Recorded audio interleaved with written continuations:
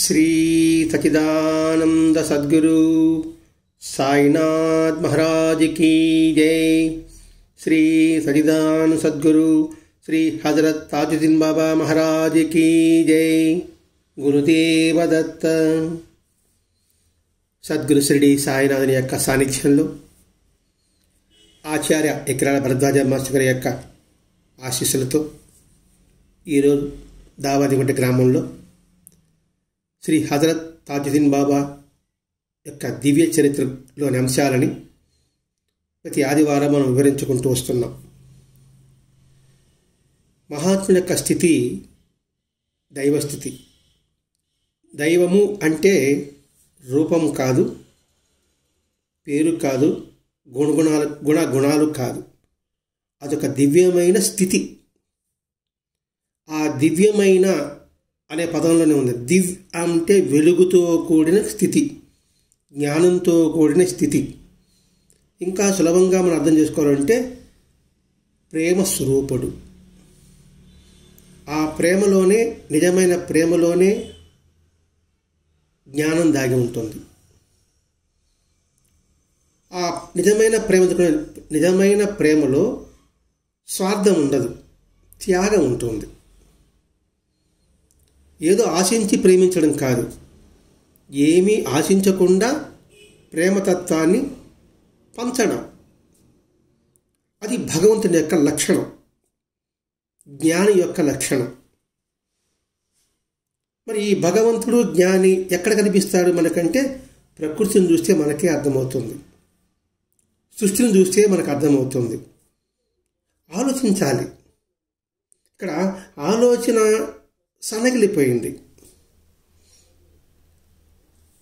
సృజనాత్మకంగా ఊహించాలనే విధానం మర్చిపోయినాం. ఇక్కడ భరద్వాజ మాస్టర్ గారు చెప్పేది అంటే మొట్టమొదట ఆలోచించండి, కొత్త విధంగా అందులో భావాన్ని ఏమిటి తెలుసుకోవాలని ప్రయత్నం చేయండి. సృజనాత్మకంగా అంటే ఏంటి, మనసును ఉల్లాసపరిచేదిగా ఉండాలి. అది నేర్పడానికే మహాత్ముల చరిత్ర మనకు అందించింది భరద్వాజ మాస్టర్ గారు. ఇక్కడ భగవంతుడు అంటే ఏమన్నాం, ప్రేమ స్వరూపం అన్నాం. ఆ ప్రేమ స్వరూపము ఎలా మనం అలవర్చుకోగలగాలి అంటే నిరంతరం అభ్యాసం వల్ల మానవుల నుంచి మహాత్ములుగా మారిన వాళ్ళు తమ అహంకారాన్ని ఆ భగవంతుని మీద లయింపజేసి దైవస్వరూపమైన ప్రేమతత్వం ఏదైతే ఉందో అది వారుగా మూర్తిభవించి ఉంటారు. అంటే ఏంటి, ఆ ప్రేమతత్వాన్ని మనం పొందాలంటే మనం అహంకారాన్ని విడనాడాలి. ఆ అహంకారం భగవంతులు ఐక్యం చేసేట్టుగా ఉండాలి. సంపూర్ణంగా ఆయన ఐక్యమైనప్పుడు అటువంటి మహాత్ముల కరుణ కూడా భగవంతుని వలె నిత్య సత్యమై ఉంటుంది. మమేకం అయిపోయిన తర్వాత, ఇనుప మొక్క అయస్కాంతం అయిపోయిన తర్వాత ఇనుప మొక్క అయస్కాంతంలాగా ఆకర్షింపబడుతుంది. అలాగే వీళ్ళు సంపూర్ణంగా ఆ భగవంతుని యందు, ఇక్కడ భగవంతుడు అంటే జ్ఞానం యందు ఇదే చెప్పుకుంటామండి. ఇక్కడ భగవంతుడి రూపము గుణము అని పేరు అనే భావన మన మనసులో మెదులుతూ ఉంటుంది. అందుకు పదే చెప్పుకుంటున్నాం. ఆ జ్ఞానము యందు, ఆ ప్రేమతత్వం యందు ఐక్యమైనప్పుడు ఆ ప్రేమతత్వం ఏదైతే ఉందో అదే తానే ఉంటారు. ఇదే బైబిల్లో ఒక మాట అంటాడంటే, స్వర్గరాజ్యమందు నీ తండ్రి వలె నీవు కూడా నిర్మలమై ఉండు. ఎందుకు మనం బైబిలు ఖురాన్ చెప్పుకుంటున్నామంటే ఇప్పుడుండేది ఈ మూటి మధ్య సంఘర్షణ జరుగుతూ ఉంది. హిందూ మతం అంటున్నాం, క్రైస్తవ మతం అంటున్నాం, ఇస్లాం మతం అంటున్నాం. ఈ మూటి మీదే గగడ జరుగుతూ ఉంది. అందుకని భరద్వాజ మాస్టర్ గారు ఇటు బైబిలు ఇటు ఖురాన్ రెండు మనకు తెలియజేస్తున్నాడు ఇక్కడ. మరి యేసుక్రీస్తు ఏం చెప్పాడు, స్వర్గరాజ్యమందు నీ తండ్రి వలె నీవు కూడా నిర్మలై ఉండు. నేను ఆరాధించే భగవంతుడు ప్రేమస్వరూపుడు, దయాస్వరూపుడు, కరుణాసముద్రుడు అయినప్పుడు నువ్వు కూడా ప్రేమ స్వరూపుడు కా, కరుణాసముద్రుడు కా, దయాసముద్రుడు కా. అందుకని జీసస్ తన భక్తులు చెప్పాడు, నన్ను ఆరాధించడం బాహ్యంగా ఆరాధించడం, భౌతికంగా ఆరాధించడం కాదు. నేను భగవంతుని బిడ్డని. దేవుడి బిడ్డ అంటారు కదండి. నేను భగవంతుడి బిడ్డని.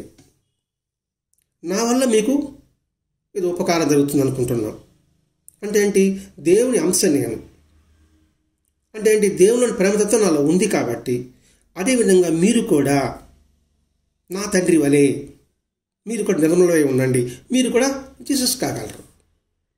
ఇంత అర్థం ఉంటుందండి.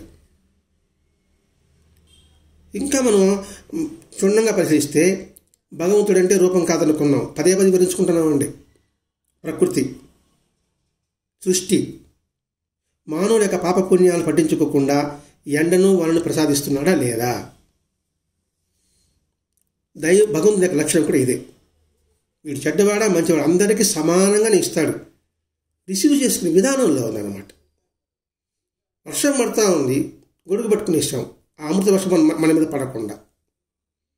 ఎండ పడుతూ ఉంది, అజ్ఞానం నల్ల గొడుగు పట్టుకుంటున్నాం. సూర్యుడు జ్ఞానానికి గుర్తు. తప్పెవరిది? మనదే వాళ్ళదే? ఇచ్చేవారిదే పుచ్చుకునేవారిదే?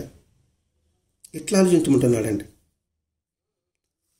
అలాగే ఇప్పుడు క్రీస్తు, మహమ్మద్, ప్రవక్త వీళ్ళందరూ కరుణ కూడా అలాంటిదే.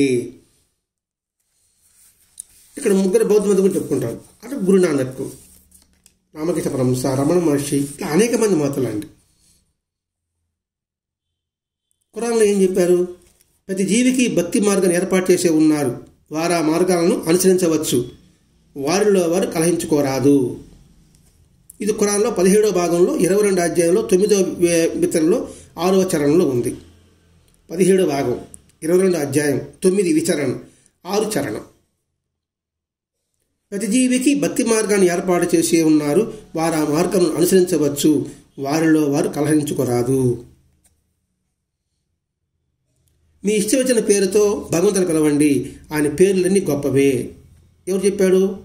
ప్రవక్త చెప్పాడు, ఖురాన్లో చెప్పిన మాట. 15వ భాగంలో 17వ అధ్యాయంలో 12వ వితరణలో 110వ చరణం. ఎందుకు ఈ కొటేషన్ పెడుతున్నామంటే గుర్తు కోసం. మీ ఇష్టం వచ్చిన పేరుతో పిలవండి, భగవంతుని పిలవండి, ఆయన పేర్లన్నీ గొప్పవే. మరి ఇదే కదా భగవద్గీతలో కృష్ణుడు చెప్పింది. కృష్ణుడు ఏం చెప్పాడు? నన్ను ఏ రీతిని ఆరాధిస్తావో ఆ రీతిని మనం అనుగ్రహిస్తాను. మానవులందరూ ఏ రీతిని అనుసరిస్తున్నా అందరూ నన్నే అనుసరిస్తున్నారు. భగవద్కృష్ణుడు చెప్పాడు. అలాగే శివగీతలో ఎవరి ఆకారాలతో నన్ను ఉపాసిస్తారో వారికి ఆ రూపాలతోనే ప్రత్యక్షమై వారి కోరికలు తీర్చేస్తారన్నాడు శివగీతలో. ఖురాన్లో చెప్పిన వాక్యము, భగవద్గీత చెప్పిన వాక్యము, శివగీతలో చెప్పిన వాక్యము అన్నిటికీ సరిపోతుందా లేదా? ఒకే విధంగా ఉందా లేదా? ఈ సత్యాన్ని బైబిల్ ఏసుకి చెప్పాడు, నీకు ఇతరులు ఏం చేయాలనుకుంటావో నువ్వు అది ఇతరులకు చెయ్యి. ఈ ఒక్క వాక్యం పెట్టుకుంటే ఇది సహనానికి, సామరస్యానికి వెలుగుబాట. మత ద్వేషానికి, దూషణకు మాత్రం కాదు. ఈ ఒక్క వాక్యం అన్ని మతాల వారు గుర్తుపెట్టుకుంటే, హిందూ మతం వాడు భగవతులు ఏం చెప్పాడు, శివగీతలు ఏం చెప్పాడు, క్రైస్తవ మతం వాడు యేసుక్రీస్తు ఏం చెప్పాడు, ఇస్లాం లీడు ప్రవక్త ఏం చెప్పాడు, బుద్ధుడు ఏం చెప్పాడు, అహింసా మార్గం అనుసరించమని చెప్పాడు. బుద్ధం శరణం గచ్చామి, సంఘం శరణం గచ్చామి, ధర్మం శరణం గచ్చామి. ఇంకో అటు ఇటు ఉండొచ్చండి, 3 పదాలే ఆడుంటాడు. అంటే వివిధ మతాలలో అత్యుత్తమ స్థితులను పొందిన మహాత్ములందరూ కూడా సత్యంలోనూ ప్రేమలోనూ ప్రవక్తలకు అతి సన్నిహితంగా పోలి ఉంటారు. వివిధ మతాల్లో అత్యుత్తమ స్థితులను పొందిన మహాత్ములందరూ ఉన్నాడండి. ఉత్తమ స్థితి పొందిన కాదు, అత్యుత్తమ స్థితిని పొందిన మహాత్ములందరూ. అత్యుత్తమ, ఉత్తమ, అధమ 3 ఉంటారు. మధ్యమ, అధమ ఉంటారు. 4 రకాలు ఉంటారు. ఇందులో అత్యుత్తమ స్థితిలోని అని చెప్పాడు. అందుకే సూచక గురువు, వాచక గురువు, బోధ గురువు, పరమ గురువు, ఇట్లా గురువులో ఒక 5 రకాలు ఉంటారండి. విడిచిపెట్టాల్సిన గురువు, అట్లాగే ఇక్కడ అత్యుత్తమ స్థితిలో పోయిన మహాత్ములందరూ కూడా సత్యంతోనూ ప్రేమతోనే ప్రవక్తలు అత్యంతంగా పొలి ఉంటారు. తాజుద్దీన్ బాబా అటువంటి స్థితి పొందిన మహాత్ముల్లో ఒకరనడానికి సందేహం ఏమాత్రము లేదు. అందుకు నిరూపణలు ఎన్నున్నాయి. ఇప్పుడు గత కొన్ని వారాలుగా వివరించుకుంటూ వస్తున్నాం. ఆయన యొక్క ప్రేమతత్వం, ఆయన యొక్క దయాగుణం, ఆయనకున్న శాస్త్ర పాండిత్యం, అలాగే అనేక మంది మహాత్ములు ఆయన దగ్గరికి రావడం, ఆ మహాత్ముల దగ్గర ఈయన వెళ్ళమని చెప్పడం. ఇక్కడ మత సామరస్యం ఉంది అంతే, మత ద్వేషం లేదు, మత మూఢత్వము లేదు. అందరికీ ప్రేమను కురిపించడమే, ప్రేమను పంచడమే. ఇది మహాత్ముల యొక్క అత్యుత్తమ మహాత్ములలో కనిపించే సుగుణం. అటువంటి తాజుద్దీన్ బాబా మనకు కనిపిస్తుంది. తాజుద్దీన్ బాబా నాగపూర్, బాబాజీ అనే మహాత్మ పూనా, సాయికేడ నివాసం దునివాల దాదా. వీళ్ళందరికీ వీళ్ళందరి మధ్య కూడా ఆధ్యాత్మిక సంబంధమే. మనం గత అధ్యాయాలు వివరించుకున్నాం. అలాగే షిరిడి సాయిబాబా, తాజుద్దీన్ బాబాల మధ్య కూడా అలాగే ఉండేది. షిరిడి సాయిబాబా తాజుద్దీన్ బాబా దగ్గర కొంతమంది భక్తులు పంపించాడు. తాజుద్దీన్ బాబా షిరిడి సాయిబాబా దగ్గర కొంతమంది పంపించారు. ఎలా పంపిస్తాడని? నా దగ్గరకు వచ్చిన వాళ్ళని నేను వేరే దగ్గర పొమ్మని నేను ఎలా చెప్తాను? నాకు శిష్యుల సంఖ్య తగ్గిపోతుంది కదా. అంటే ఎందుకు పంపిస్తున్నారని ప్రశ్నించుకోవాలి మనం. ఎవరి సంస్కారం తగ్గడగా వారిని ఉద్ధరించడమే మహాత్ముల యొక్క సంకల్పం. బూటి తాజుద్దీన్ బాబా దగ్గరికి వెళ్ళాడు, అదే సంస్కారానికి షిరిడి సాయిబాబా దగ్గరికి వెళ్ళాలి. అది తాజుద్దీన్ బాబా ఉద్దేశం. అలాగే సాయిబాబా దగ్గరికి వచ్చిన వాళ్ళకి వాళ్ళ సంస్కారాన్ని బట్టి అటు తాజుద్దీన్ బాబా దగ్గరికి వెళ్ళమని చెప్పాడు, సమర్థ రామదాస్ దగ్గరికి వెళ్ళమని చెప్పున్నాడు. అంటే ఎవరి సంస్కారంగా వారికి బోధించడం సద్గురువుకు మాత్రమే చెల్లుబాటు అవుతుంది. అలాగే తాజుద్దీన్ బాబా కూడా ఎంతోమందిని వారి వారి ఆధ్యాత్మిక అభివృద్ధికై అనేక మంది మహాత్ముల దగ్గర పంపించున్నారు. సాకూరి నివాస్ ఉపాసని బాబా, మన బాబా చేతలో విన్నాం, చదివాం. అతడు తాజుద్దీన్ బాబా దర్శనానికి వచ్చేవాడు వాకికి సగర్దారికి నాగపూర్లో. తాజుద్దీన్ బాబాకి ఉపాసని మహారాజుకి అత్యంత సన్నిహిత సంబంధంగా ఉండేది, అతడి అభిమానం ఉండేది. మనం మొట్టమొదటి 1-2 అధ్యాయాలు వివరించుకున్నాం. డాక్టర్ పవనాస్కర్ అతడు ఎవరిని నమ్మడు సామాన్య మహిమలు చూసి. అటువంటిది తాజుద్దీన్ బాబా దగ్గరికి వచ్చిన తర్వాత ఆయన దగ్గరున్న సర్వజ్ఞత్వం, సర్వవ్యాపకత్వం, సర్వసమర్థత్వం ద్వారా మహిమలు చూసి ఆయన బోధనలు విని ఆయన్ని శరణ పొందాడు. అటువంటి పవనాస్కర్ని తాజుద్దీన్ బాబా ఉపాసన బాబా దగ్గర పంపించారు.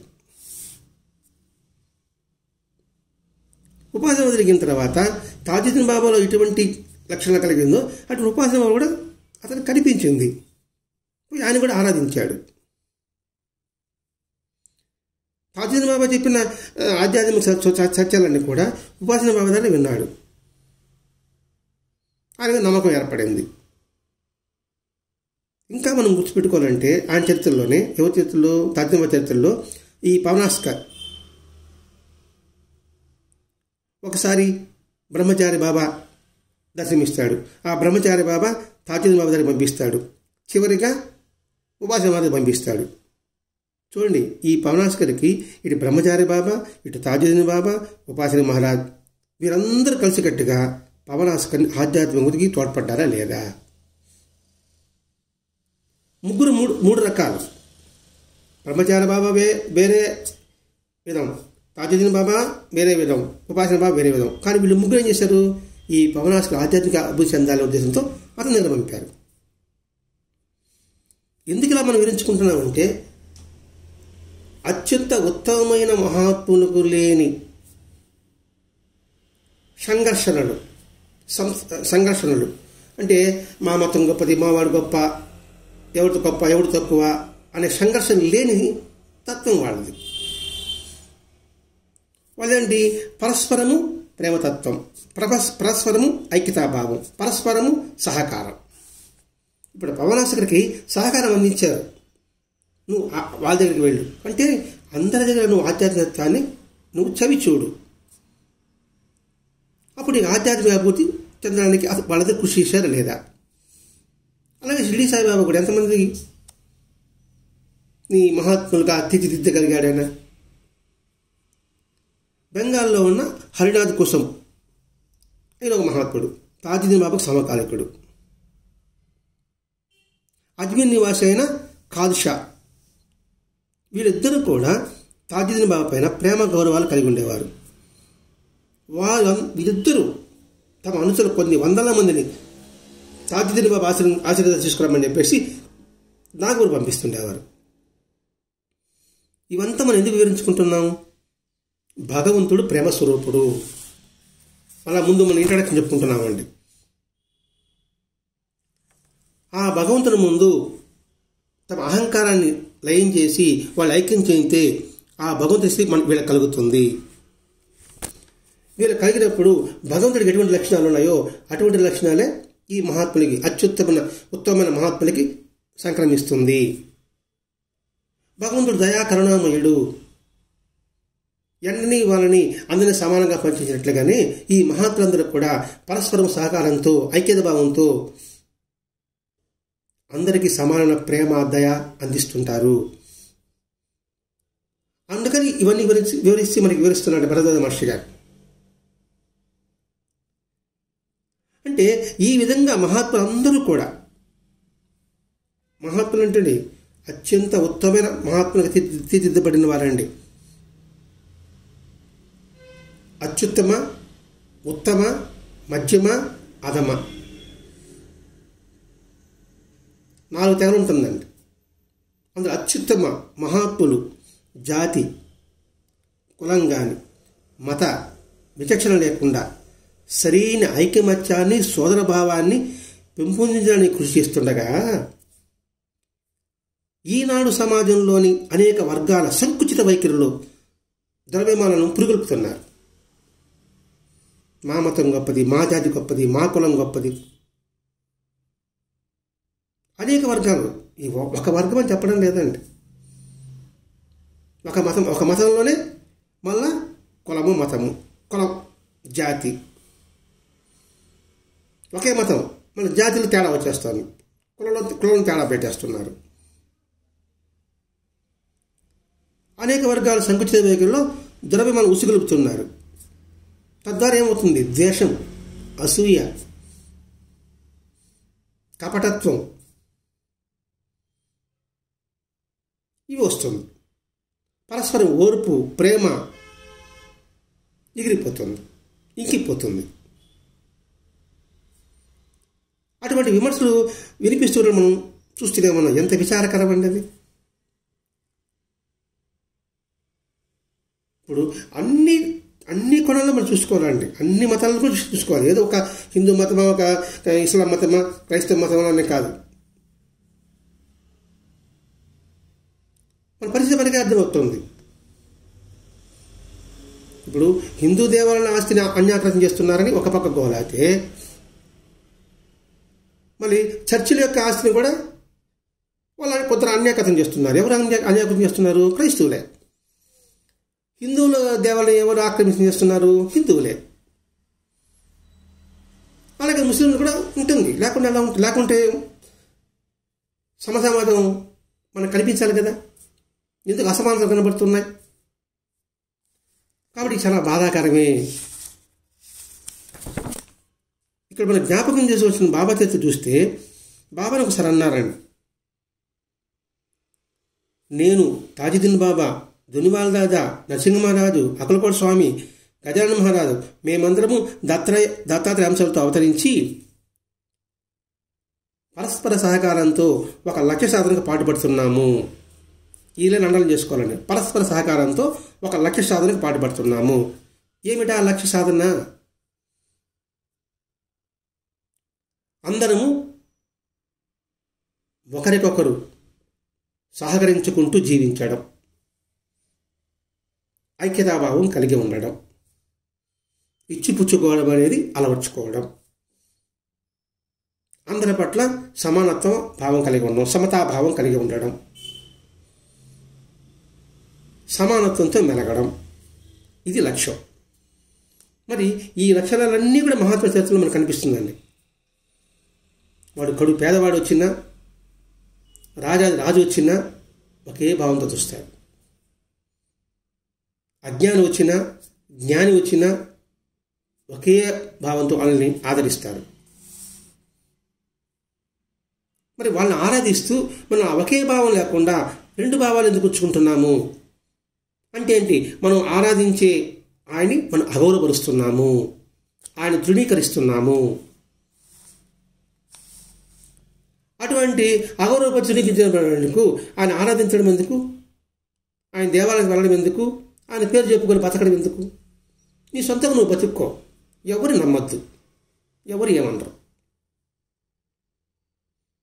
ఇంతటి విషయం తాజీన్ బాబా చరిత్రలో భరద్వాజ మాస్టర్ మనకు అందిస్తున్నాడండి. ఒకరోజు ఒక వేసి వచ్చింది బాబా దగ్గరికి, తాజీన్ బాబా దగ్గరికి. ఆమె పాడబడి, పుణ్యజీవులే ఉన్నారు ఇక్కడ, పాపులు చేరే తీరం ఎక్కడన్నది. ఆమె అందరూ పుణ్యం చేసే ఉన్నారు, పాపాతులు మా సంగతి ఎట్ట అని ఆమె పాడబడింది. ఎవరు? వేశ్య. అరే వేసే స్త్రీయే అని నట్లేదు ఆయన.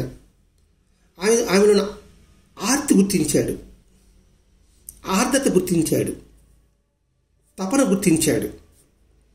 పుణ్యజీవులే ఉన్నారు ఇక్కడ, పాపులు చేరేది తీరం ఎక్కడ అని భగవంతుని ప్రార్థిస్తుంది. వెంటనే తాజీన్ బాబా వేసామని చెప్పాడు, మంచి వాళ్ళంతా ఇక్కడికి వెళ్ళి అక్కడికే పోండి, పాపాత్ములంతా నా చెంతకు రండి అన్నాడు. ఇది కరుణ, ఇది దయ, ఇది ప్రేమతత్వం. అటువంటి కరుణ, దయ, ప్రేమతత్వాన్ని పెంపొందించుకునే మహాత్ముడి యొక్క అవతరణ. అందుకని అందరి మహాత్ములలో ఐక్యత చేసుకుంటూ, అందరి సహకారం తీసుకుంటూ ఒక లక్ష్య సాధన కొద్దిగా వాళ్ళు పాటుపడ్డారు.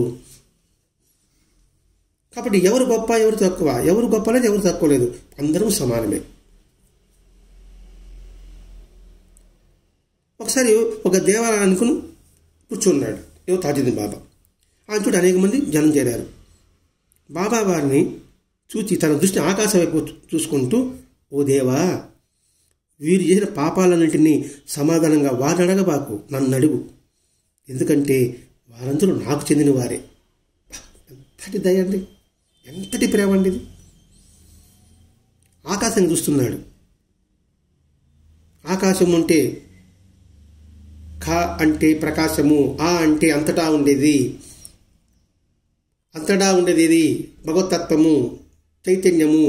అంతటా ఉన్న తత్వాన్ని చూసి అడుగుతున్నాడు, వీరు చేసిన పాపాలను వాళ్ళని సమాధానం అడగబాకనైనా నన్ను అడుగు, నేను చెప్తా సమాధానం, ఎందుకంటే వాళ్ళు నాకు చెందిన వాళ్ళు. ఇదే ఏ స్థితి కూడా మాట్లాడతాడు కదండి. ఓ భగవంతుడా, వాళ్ళు చేసిన తప్పులు వాళ్ళు తెలియకుండా చేస్తున్నారు, సిలివేసినప్పుడు చెప్పిన మాట, వారిని రక్షించు అంటాడు యేసుక్రీస్తు. అంటే భక్తుల పాపాలకు వారే బాధ్యత వహించడం అంటే మన పట్ల వారికి ఎంతటి దయ ఉండాలండి, ఎంత దయ ఉండాలో కదండి. బాబా గారు చూడండి, కొన్ని నాణాలు అలా తీసుకుంటూ అక్కడ మార్చిపోక మాట్లాడుతుంది. భక్తులు ఎరుగకనే అంటే భక్తులు తెలియకుండానే వారి పాపాలను రద్దు చేసి వాళ్ళకి పుణ్యాన్ని చేకూరుస్తున్నారు అని రాస్తాడండి మాస్టర్ గారు. ఇదే లేని కాకుండా ఇది కొంచెం తేడా ఉంటుంది, భావం మాత్రం ఇది. నాన్న అరగదీస్తూ భక్తులు ఎరుగకనే అంటే భక్తులు ఎరుగుపరచకుండానే, రే నీ పాప నేను తీస్తున్నాను రా అని డబ్బా కొట్టుకోరు. భక్తులు ఎరుగుపరచకనే వారి దుష్ట సంస్కారాలను అరగదీసి వారికి పుణ్యాన్ని చేకూరుస్తున్నారు కాబోలు అని రాస్తాడండి మాస్టర్ గారు. అద్భుతమండి మాస్టర్ గారు ఒక వివరణ మనం పట్టుకోవాలి కాదు కానీ ఎంత అద్భుతంగా ఉంటుందండి. అంటే బాబా తాజీన్ బాబా గురువుగా తన శిష్యులు ఎంతటి సమర్థవంతంగా తీర్చిదిద్దారో అంతగాను తన భక్తుల్ని కూడా కన్నతల కంటే ఎక్కువగా ప్రేమించేవారు. శిష్యులనేమో ఉత్తమంగా చేసేవారు, తన భక్తులనేమో తల్లి కంటే ప్రేమగా ప్రేమించేవారు, ఆదరించేవారు. ఆ భక్తులకి దేని కొరకు కూడా దిగులు పడని కూడా చేసేవాడు. ఆయనకు సేవ చేసుకోవడము, రోగ నివారణ మొదలైన న్యాయమైన వారి కోరికలను ఆయన నెరవేరుస్తూ మెల్లమెల్లగా వారిని ఆధ్యాత్మిక దారిలో తీసుకొచ్చేవాడు. న్యాయమైన వారి కోరికలను, ఇది అండర్లైన్ చేసుకోవాలి. మనకి ఏది అవసరమో అది కోరడం కోరిక కాదు.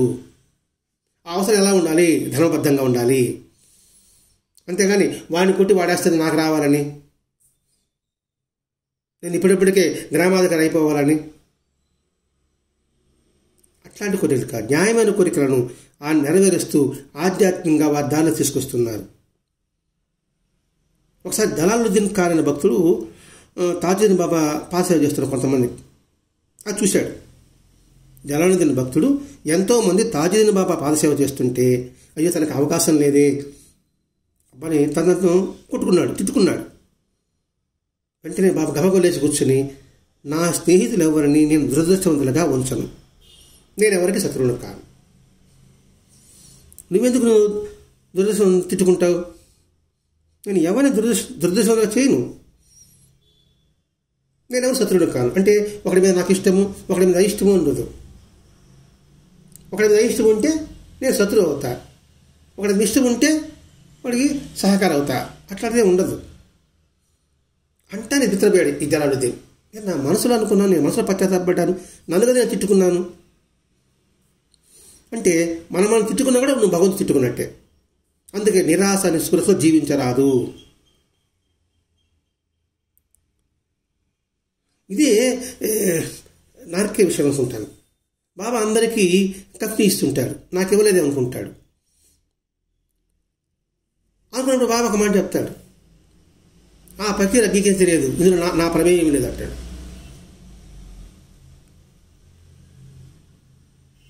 అంటే ఆయన ప్రమేయం లేదంటే ఆయన నిలుపుతాడు, నాకే సంబంధం లే, నేను ఎవరికి శత్రువు కాదు, ఎవరికి మిత్రువు కాదు. వాడికి వాడికి నా మీద ఇష్టపడి వాడికి నేనేమి కథని ఇవ్వలే, ఆయన చెప్పాడు ఇస్తుందా అంటే నేను బానిసను మాత్రమే, నేను తామర నీటి బుట్టు లాంటి వాడిని, నేను దేనికి అంటని వాడిని అని బాబా చేస్తుంది కదండి. ఒకసారి ఇంకో భక్తుడు ఖురాన్లోని ఒక వాక్యానికి నాకు అర్థం తెలియలేదు, అది నాకు స్ఫురింపజేయాలని తాజుద్దీన్ బాబా చేయాలని ప్రార్థించాడు. ఖురాన్లో ఒక శ్లోకం అనుకోండి,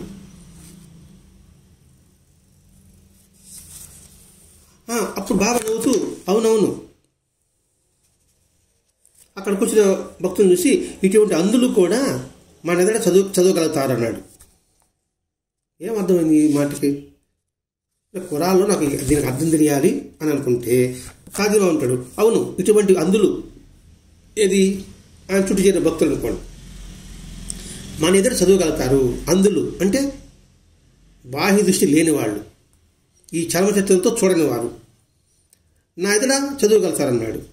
ఏమిటి దీని అర్థం అంటే తన భక్తుని చూపించాడు. అంటే తన భావం ఏమంటే ఖురాన్ చదవగలిగినటువంటి పరిజ్ఞానం వారికి లేకపోయినప్పటికీ ఇది ఆయన చుట్టూ కూర్చున్న వాళ్ళకి ఖురాన్ తత్వాన్ని బోధించడం వలన, తన కరుణ వలన వారు శరీర భావాన్ని మర్చిపోయి దేవుని యందు తమ దృష్టిని నిలపగలిగి ఉంటారు.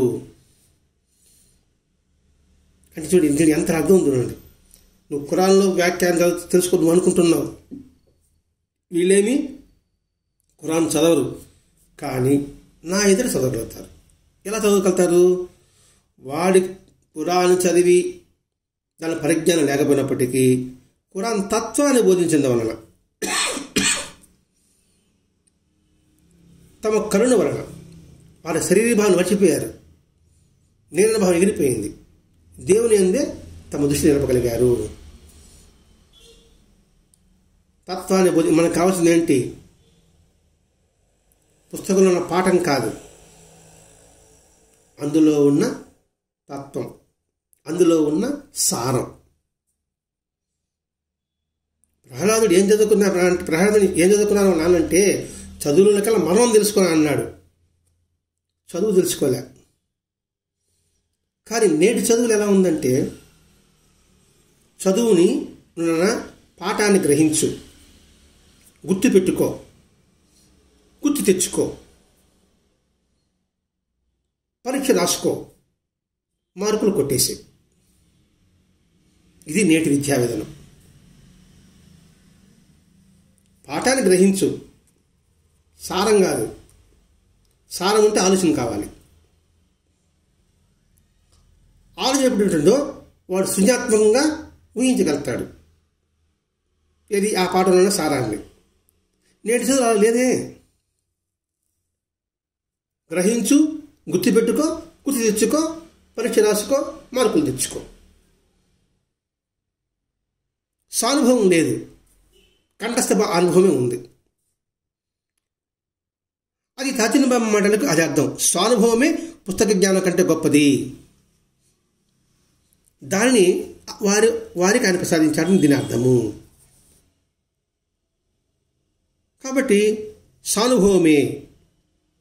అనేక గ్రంథాలు, అనేక శాస్త్రాలు చదివి భగవంతుడు ఎట్లా ఉంటాడు, ఎలా తెలుసుకునే బదులు ఆ పుస్తక జ్ఞానం అంతా, ఆ శాస్త్ర జ్ఞానం అంతా కలిసి ఎదురుగా దివ్యస్వరూపం ఉంటే ఆయన చెప్పిన ఒక మాట శాస్త్రాలు ఉన్న సారం కదా. అందుకే బాబా అన్నాడు, సాధారణ దృష్టి అక్కర్లేదు, శాస్త్రాత్మక అక్కర్లేదు, గురువును సంపూర్ణంగా విశ్వసించు అని చెప్పాడు. ఇంతటి భావం వాళ్ళు చెప్పడానికి ఉద్దేశం ఏమిటి? మనం అందరం కూడా అత్యంత ఉత్తమమైన సాధకులుగా అందామా, ఆధ్యాత్మిక పురోభివృద్ధి అందామా చేయాలని వాడి యొక్క తపన. ఇట్లా హిందూ మతస్థుడైనా, ఇస్లాం మతస్థుడైనా, క్రైస్తవ మతుడైనా, ఏ వ్యక్తి అయినా సరే క్రమశిక్షణలో పవిత్రమైన జీవితాన్ని గడపాలి. ఏ మతాన్ని కావచ్చు, క్రమశిక్షణతో పవిత్రమైన జీవితాన్ని గడపాలి. అందరికీ ప్రభు ఒకడు ఉన్నాడు, ఆయనకి శరణాగతి కావాలి. ఎప్పుడే శరణాగతి అవుతావో ఆ భగవంతుడే ప్రేమతోనూ అంతులేని దయతోనూ తనకు ప్రేమపాత్రులైన వారికి అంటే తను ఇష్టపడ్డ వాడికి, మనం భగవంతుని ఇష్టపడడం కాదు, భగవంతుడు మనల్ని ఇష్టపడాలి. తనకు ప్రేమపాత్రులైన వారికి కొన్ని ఆధ్యాత్మిక శక్తులు ప్రసాదిస్తాడు. తద్వారా ఆ శక్తుల ద్వారా అతడు భగవంతునికి విషయాలు, భగవంతుని యొక్క తత్వం 10 మందికి తెలియజేస్తాడు ఆ శక్తులను ఉపయోగించి. అంటే మన ఇంట్లో ఒక 2 పిల్లలు ఉన్నారు అనుకోండి, ఒకడు ఇచ్చిన డబ్బును జాగ్రత్తగా పొదుపు చేసి దాన్ని జాగ్రత్త ఖర్చు పెడతాడు, ఇంకోటి జులాయిగా ఖర్చు పెడతాడు. అప్పుడు మనం ఎవరిని నమ్ముతాం, ఎవరిని విశ్వసిస్తాం? మనం ఇచ్చిన డబ్బుకి ఎవడే సాధకం చేసుకుంటాడో, సాధకం చేసుకోవడం వల్ల ఇతరు కూడా ఉపయోగకరంగా ఉంటుంది.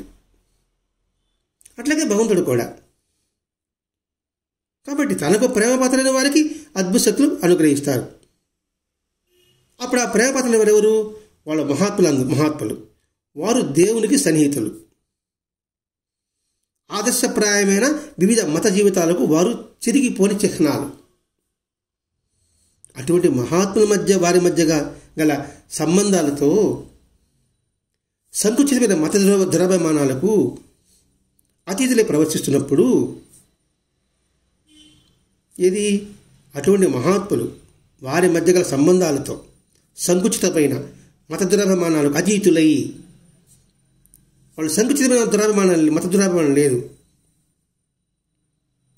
వాళ్ళ మనసు సంకుచితం కాదు, విశాలత్వం.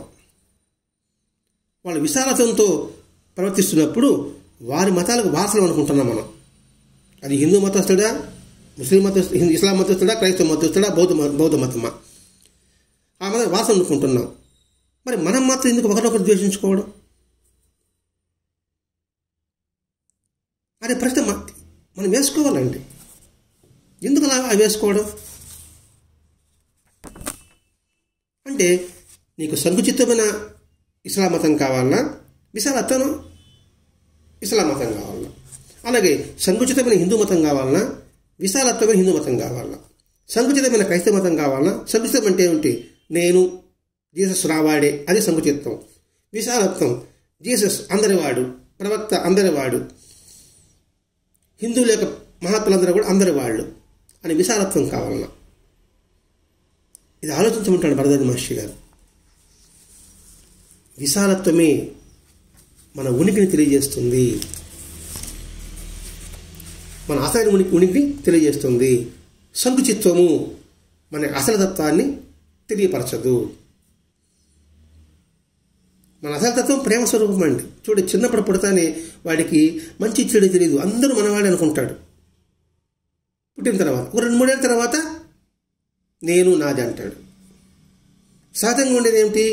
మనం అందరం ఒకటే అనే భావన. అంటే సహజత్వాన్ని మనం కోల్పోయినాము, అసహజాన్ని నింపుకుంటున్నాము. ఈనాడు జరిగే విధానం అంతా అది లౌకికంగా కావచ్చు, పారమార్థికంగా కూడా కావచ్చు. ఆ రెండింటి నుంచి నువ్వు పరివర్తన రావాలి.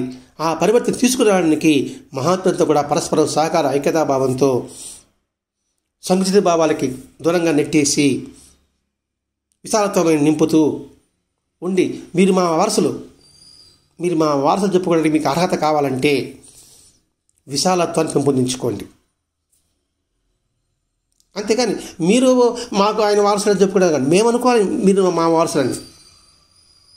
అలా అనుకున్నప్పుడు, అలా కావాలనుకుంటే మీరు విశాలత్వాన్ని పెంపొందించుకోండి, విశాలత్వాన్ని వెదజల్లండి.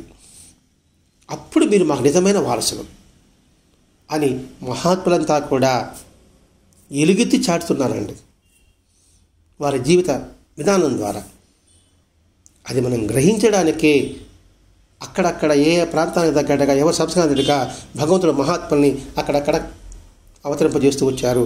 ఇది గుర్తిరిగి మనలో ఉన్న సంకుచిత భావాన్ని పారదోలి పరస్పర సహకారం మానవులందరం ఒకటి అందించుకుంటూ ఐక్యతాభావంతో మనం అందరం జీవితంలో మసులుకుంటే, మనమందరం అంటే మన కుటుంబం, మన ఊరు, మన జిల్లా, మన రాష్ట్రం, మన దేశం, ప్రపంచం అందరూ ఈ భావంతులంటే ప్రపంచ శాంతి వెదజల్లబడుతుంది. అప్పుడే రామరాజ్యం అనేది. మాటల్లో కాదండి, చేతల్లో మనం చూపించుకోవాలి. మన చేతల్లో చూపించుకోవడానికి మనకి సరైన మార్గదర్శకుడు షిరిడీ సాయినాథుడి యొక్క తత్వం. ఆ తత్వం ద్వారానే ఈ తాజుద్దీన్ బాబా మిగతా అందరి మహాత్మ చరిత్ర మనకి అర్థమవుతుంది. వీటన్నిటినీ మనకి ఒకే ముసలో పోషించిన వాడు ఆచార్య కిల భరద్వాజ మహర్షి గారు. అది గుర్తించి భరద్వాజ మహర్షి గారు మనకి అందించిన అనేక గ్రంథాల్లో భగవతత్వాన్ని అవగాహన చేసుకుంటూ వారు చెప్పిన మార్గంలో, వారు వేసిన బాటలో మనమందరం ప్రయాణం సాగిద్దాం. స్వస్తి. శ్రీ సచ్చిదానంద సద్గురు సాయినాథ్ మహారాజ్ కీ జై. శ్రీ సచ్చిదానంద సద్గురు తాజుద్దీన్ బాబా మహారాజ్ కీ జై. గురుదేవ దత్త.